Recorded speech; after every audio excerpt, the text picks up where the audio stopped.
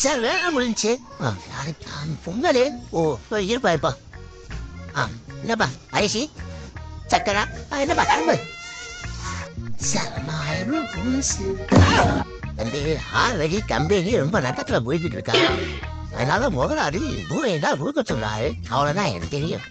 Sir மழை புதுசு அது தர இது தர அது கொஞ்சம் பொங்கல் கிளம்பு இந்த ஜாமான் அது தம்பி பொண்ணு தம்பி.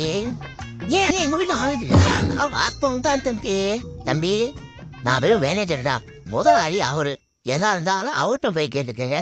முதலாளி கிட்ட போய் நீங்க கேட்டுக்கங்க போங்க. நான் அவர்கிட்ட போய் கேட்டு தம்பி வணக்கம் முதலாளி.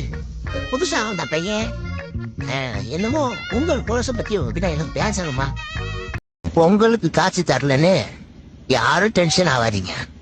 நாங்களே பிச்சை எடுத்துனுங்கிறோம். அரிசி பருப்பு கரும்புன்னு நிறைய பொருள் கொடுக்குறோம். அதெல்லாம் எங்களுக்கு எதுக்குன்னு கேக்குறீங்களா? எப்படியும் அடுத்த வருஷம் நாளை ஜெயிக்கப்படுத்துங்க.